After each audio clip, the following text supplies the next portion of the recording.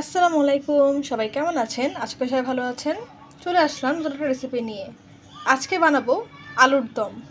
তা আলুর দম বানাতে আমি এখানে 4টা মাঝারি সাইজের আলুকে এরকম স্কোয়ার শেপ করে কেটে নিয়েছি। সেই সাথে আজকে আমি খুব কম মশলায় কিন্তু খুবই ফ্লেভারফুল একটা আলুর দম তৈরি করব। তো সেই জন্য এখানে আমি নিয়েছি পেঁয়াজ বাটা 1.5 টেবিল চামচ, আদা বাটা 1 টেবিল চামচ, রসুন বাটা 1/2 চা চামচ, দারুচিনি 3 টুকরা ছোটো সাইজের, বড় সাইজ হলে 2 টুকরা নিলে হবে, এলাচ 3 টুকরা, এখানে নিচ্ছি শুকনো মরিচের গুঁড়া 1/2 চা চামচ, হলুদের গুঁড়া 1/4 চা চামচ। সেই সাথে আজকে আমি আলুর দমের মধ্যে তেঁতুল ইউজ করব। এখানে আমি 4 কোয়া তেঁতুল নিয়ে নিয়েছি। তা আপনারা চাইলে এই তেঁতুলটাকে স্কিপ করতে পারেন, বাট তেঁতুল দিলে একটা অন্যরকম ফ্লেভার আসে।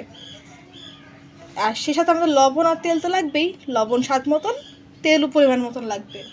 তবে আমি আগে থেকে কিছুটা পেঁয়াজ একটু বেরেস্তা করে নিয়েছি, আমি রান্নার শেষে পেঁয়াজটা অ্যাড করব। তো এখানে একটু বলে রাখি, এখানে কিন্তু আমাদের পেঁয়াজ বাটাটা একটু বেশি লাগবে এবং ঝালের পরিমাণটা যে যেরকম ঝাল খান সে আন্দাজ করে কমিয়ে বাড়িয়ে নিতে পারেন। তো আমি এখানে 4টা মাঝারি সাইজের আলু নিয়েছি। আপনারা যদি আলু কম বেশি নেন সেক্ষেত্রে মশলাগুলোর পরিমাণও কম বেশি করে নেবেন। তো চলুন আমরা এখন রান্নার প্রিপারেশনে চলে যাচ্ছি। এখানে পেঁয়াজ বেরেস্তা তেলের মধ্যে দিয়ে দিচ্ছি আলু। চেষ্টা করুন পেঁয়াজ বেরেস্তার তেলটা ইউজ করতে, তাহলে একটা সুন্দর ফ্লেভার আসবে।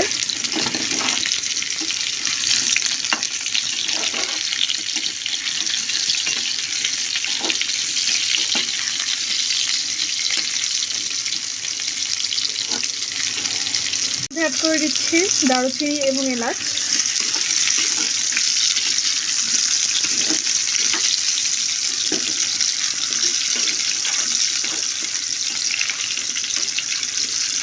করে দিচ্ছি আমাদের যে মশলাগুলো ছিল সেই মশলাগুলো। তেঁতুলটা পরে ইউজ করবো। জাস্ট আদা বাটা, রসুন বাটা, পেঁয়াজ কাটা এবং শুকনো মরিচের গুঁড়ো, হলুদের গুঁড়ো অ্যাড করে দিলাম। এখন দিয়ে দিচ্ছি লবণ স্বাদ মতো। যখন মশলাটাকে আলুর সাথে একটু কষিয়ে নিব, আমি একটু এর মধ্যে পানি অ্যাড করে দিচ্ছি মশলাটা পুড়ে না যায়।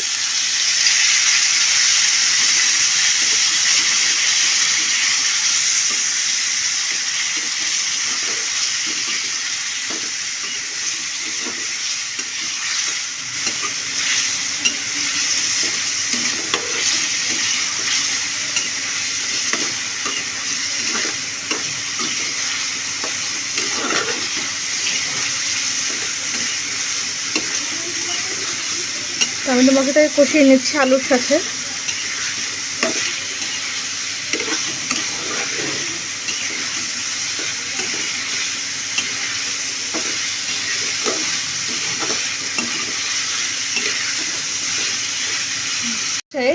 চারটা কাঁচামরিচকে মাঝখান থেকে একটু ভেঙে দিয়ে দিচ্ছি, এতে কাঁচামরিচের একটা সুন্দর ফ্লেভার কিন্তু এর মধ্যে অ্যাড হয়ে যাবে।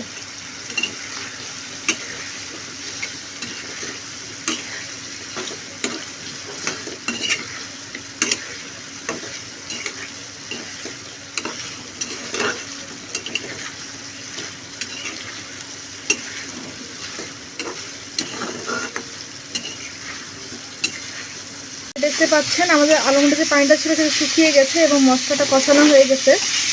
আমি এখন এর মধ্যে পানি অ্যাড করে দিব, যাতে আলুটা প্রপারলি সিদ্ধ হয়ে যায়।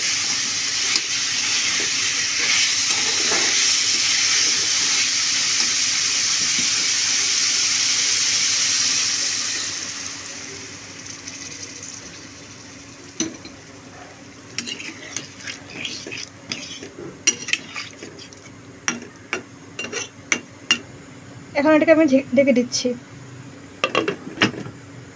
এখন এটা চেক করতে আসছি।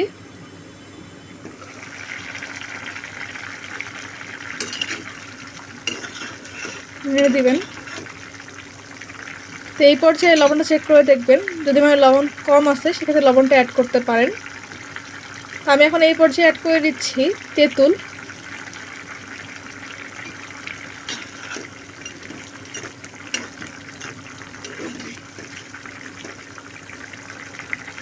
এখন এটাকে আবার ঢেকে দিচ্ছি। চেক করতে এসেছি। তো পানিটা অনেকটাই শুকিয়ে গেছে, আমি আরেকটু কষানো করবো। তো এই পর্যায়ে আমি সামান্য চিনি অ্যাড করছি, জাস্ট স্বাদের ব্যালেন্সের জন্য।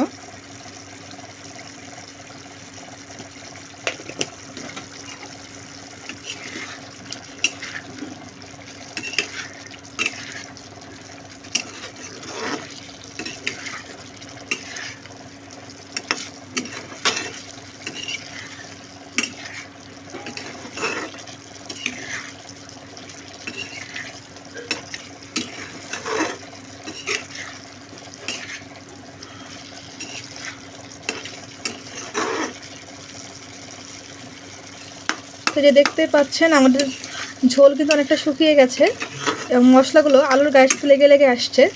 তো এই পর্যায়ে আমি এটাকে নামিয়ে নিচ্ছি।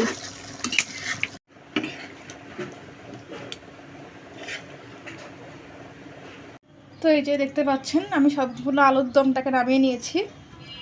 তো আলুর দম পছন্দ করে না এমন বাঙালি খুঁজে পাওয়া যাবে না, তাই না? সবারই অনেক বেশি পছন্দের একটা আইটেম হচ্ছে আলুর দম, যেটা বাঙালি হয়ে থাকেন স্পেশালি। তো আলুর দমটাকে আপনারা লুচি, পরোটা কিংবা প্লেন পোলাওয়ের সাথে খেতে পারেন, অনেক বেশি মজা লাগবে। তো আমি উপর দিকে কিছুটা পেঁয়াজটা দিয়ে দিয়েছি, এতে একটা এক্সট্রা ফ্লেভার আসবে এবং খেতে ভালো লাগবে। তো আপনারা চাইলে এখানে তেঁতুলটাকে স্কিপ করতে পারেন, আমি জাস্ট অ্যাড করেছি একটু ট্যাঙ্গি ফ্লেভার আনার জন্য। তো হোপফুলি আজকের ভিডিওটা আপনাদের ভালো লেগেছে। যদি ভালো লেগে থাকে চ্যানেলকে প্লিজ সাবস্ক্রাইব করবেন, ভিডিওতে লাইক করবেন, কমেন্ট করবেন, শেয়ার করবেন। পরবর্তীতে অন্য কোনো রেসিপি নিয়ে আপনাদের কাছে আবার হাজির হয়ে যাব। আজকের মতন আল্লাহ হাফেজ।